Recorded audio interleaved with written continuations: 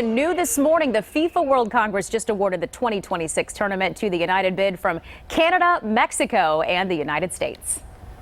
For the 2026 FIFA World Cup, the member associations of Canada, Mexico, and USA have been selected by the FIFA Congress to host the 2026 FIFA World Cup.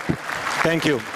Yeah, you gotta love that celebration. The three countries will host the World Cup in nearly 24 cities across North America, and Atlanta's Mercedes-Benz Stadium is going to be taking part in this. And Atlanta United President Darren Eales joins me now to talk about this, and it's so good to have you with us today, Darren. Morning, Elise. Good to be good here. morning. Thanks for coming in. So this was like breaking news. I mean, this is a huge deal.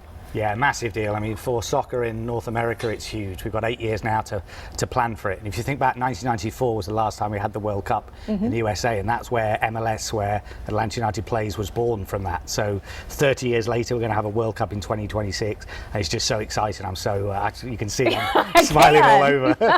You have a lot to smile about. You really do. So you mentioned, 1986, it was in Mexico. 94, it was in the U.S. It hasn't been in Canada.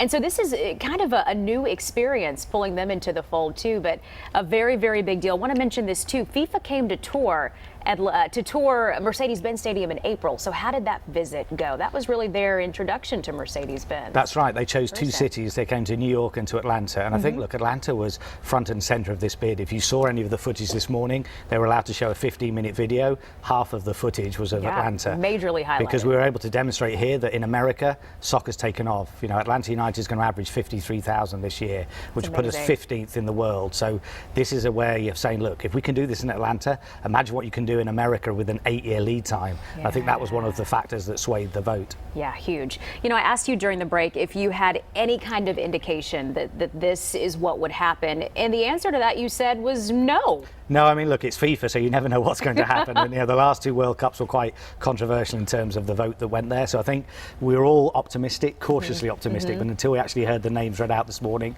you couldn't take anything for granted. Yeah. So what did you do when you heard it? Like, what was your? It was it's just a big scream of joy, and because I think for us in this city in particular, there's 23 cities at the moment that are going to get whittled down to 16. But we're front and center. We've got Mercedes-Benz Stadium, the best stadium in the world. We've got a city that's used to putting on big events like the Super Bowl. We've had the Olympics, and now we've got Atlanta United, which is showing that this is the biggest soccer city in America. So we're really sort of front and center of the World Cup bid. Yeah, and it's going to be amazing for the city. It's the real deal. Another really cool part of this, it means the U.S. automatically qualifies. Yeah, I mean, look, one of the disappointments for this World Cup is we don't have America playing. The truth, yeah. But now we've got some hope, and as you say, we don't have to worry about qualifying because we automatically get in as the host.